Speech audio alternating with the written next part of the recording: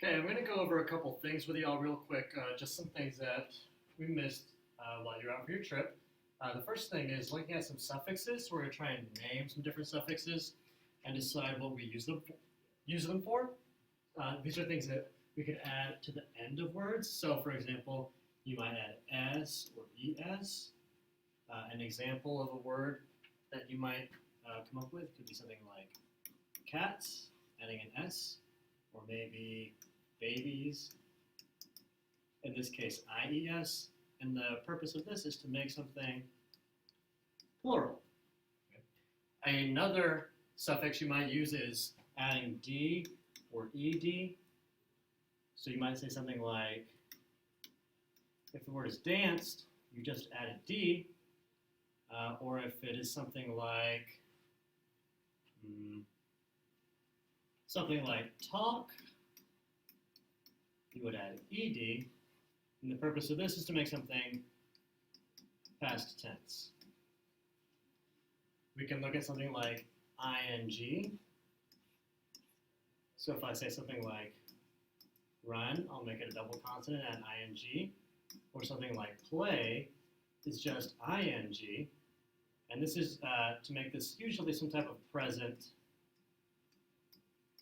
tense verb. Something happening right now, like he is playing outside. Another suffix we could add is ful, full. An example could be beautiful, or something like fearful, to say that you're just saying something is filled with something. So if you are fearful, you are filled with fear. Another one you might do is ly, something like quickly or mostly. And this is pretty much going to be used for adverbs to describe another verb. Another one we have is er. We worked with this a lot earlier in the year. Something like slower or bigger. These are adjectives that compare. Another comparative adjective is est. So like slower, you could say slowest or biggest. And these are comparative adjectives, but specifically they're superlative adjectives. And the last one we're going to add is able. Like if I said something like, if I said, oh, that dog is very lovable, it means you can love it. Or if I said something is edible, it can be eaten. So it's usually something is can happen or be done. So these are the different suffixes. We're going to look here at this chart with these 5 different words and decide for one of these words how many different suffixes can we add to it. So we'll start out with the word question and think, can I make question plural? Like, can I have more than one question? Yes, and the word is questions. Now this is, can I do question in the past tense? Like, could I ask someone a question before? Yes, I questioned them yesterday. Can I question someone right now? You might say, I am questioning the witness. Now, can someone be filled with questions? Yes, but usually you would say that person's curious. We would not say question full. Is question a verb that can is question an adverb that will describe a verb? Questionly? No, we're not going to do that one. Er is mostly comparing adjectives, but it can also be used to make someone a noun. So for example, I didn't do this on the last one, but if I said something like, if there's a game that you want to play, to be part of that game, you become a player. So this one, if someone is the person asking questions, they can be referred to as the questioner. Questionist is not going to be a word. Now, is something able to happen? Like, can I question that? You might say something is questionable, like you would have questions for that thing. Okay? So just go through with the other 4 words, like, plan, try, and watch, and see how many columns you can fit them into by adding suffixes. This is a thing for spelling, to just have this done sometime this week.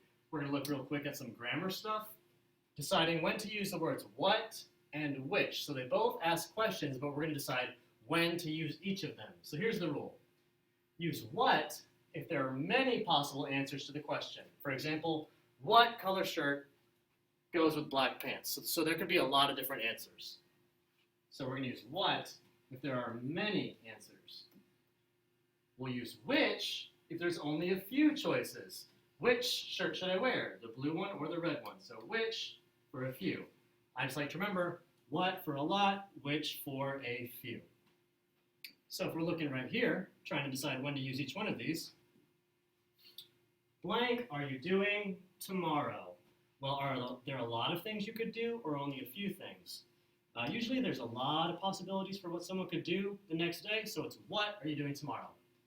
Blank day do you go to art? Are there a lot of days you could go to art or only a few? Since there's only 5 days in the week, the school week, it's going to be which day do you go to art? Blank lunch choice are you getting? So think about how many different lunch choices are there to choose from. Usually there's 2 main choices. 2 is only a few, so we're going to say which. Blank is your favorite color. Lots of colors out in the world, so the correct one to use is what? If you're looking at your sheet, we'll look at just the first few of these. Now just remember, if you're looking at your homework sheet, what for many choices, which for a few choices. So we'll get started. Blank time does that TV show come on? Well, I'm going to think, are there a lot of times the show could come on or only a few? There's usually a lot of times something can come on, so it's going to be what? Blank is your favorite food. Lots of foods or only a few foods? There's lots of foods out there to choose from, so it's going to be what is your favorite food?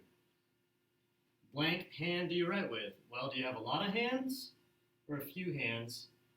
Let's say you only got a couple, so it's going to be which. And we'll look at one more. Blank bus do you ride? There's usually pretty much only a limited number of choices for the buses that you could ride, so it's going to be which. So you'll do that the same way. Now we'll just look down here on the bottom. You have a couple different ones. Write sentences using the words given below. So what sentence? I'm going to think of a sentence that could have a lot of different choices. So you might say something like, what do you want to play? Because there are a lot of different things you could play. And for which you might say something like, let's say I'm at lunch, looking in the ice cream case, trying to decide which one to get. Which ice cream should I get? Because there's only a certain number of choices, only not that many to choose from. So it's going to be which. So that's your spelling and grammar. I'm just trying to have that turned in sometime by the end of the week. Okay, now the next thing is I'm just going to kind of show y'all a little bit. This is a skill that we looked at for a little bit in reading that you might not have had a chance to look at before. It's using evidence to support a point. So in an informational text or a nonfiction text, an author will use reasons and evidence, the keywords being reasons and evidence, to help the reader better understand a point. So here's a little story about the mystery on Roanoke Island. So this is a true story. We're going to look for some reasons and evidence that the author gives. So we'll start out here.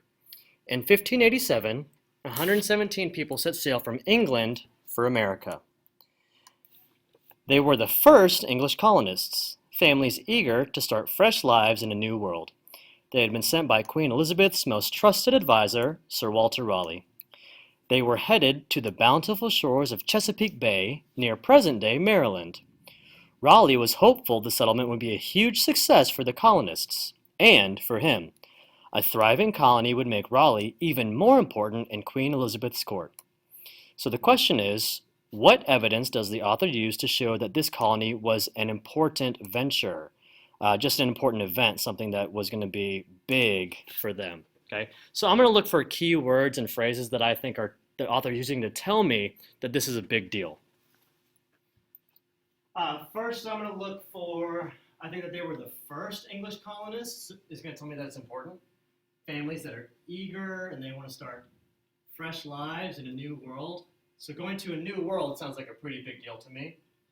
Now, they weren't sent by just anyone. They were sent by the Queen's most trusted advisor. That's like if it was the #1 person that the president always asked advice to, this is the same kind of idea. So if it's the most trusted person by the Queen, sounds like they're pretty important. They were headed to the bountiful shores. So this isn't any regular old place, just like a boring old island. This is a really rich island that has a lot of things that are important things there. Present day Maryland, that doesn't make it that important.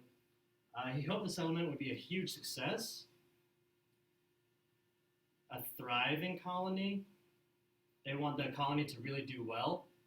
And it would make, if it makes him more important, that means this is probably a big deal. Okay? So these are all things that tell me this is a big deal. It's important. They don't want it to mess up. There's a lot at stake. Okay, so we'll look ahead at the ideas that I went ahead and highlighted already. We said that they were the first. They're eager. They want to start fresh lives. It's a new world. He's a trusted advisor. They're going to a bountiful place. They're hopeful for a huge success. They want a thriving colony to make him more important. Okay? These are all the reasons that the author gives that this is an important trip. So what I'm going to ask you to do is to look at this paragraph. Things at Roanoke take a turn for the worse. But the colonists never reached Chesapeake Bay. For mysterious reasons, the admiral of their fleet of ships sent them ashore 100 miles south on a sandy island known as Roanoke. Then the ships sailed away. The colonists knew they were in trouble the moment they landed on Roanoke. The year before, a group of English soldiers had built a fort on the island. The soldiers had made enemies of the area's Native American tribes. The colonists weren't safe on Roanoke, plus the sandy soil was unsuitable for planting. They would starve without fresh supplies. So the question I want you to figure out is, what evidence does the author use to show that there was trouble coming? Okay, so I'll give you all a paragraph, and just kind of circle or highlight what are the words that you think the author used. What's the evidence in the text that shows us that there is trouble on the way? Okay, so here's just a couple things for y'all to try and catch up on sometime by the end of the week, and just let me know if you have any questions.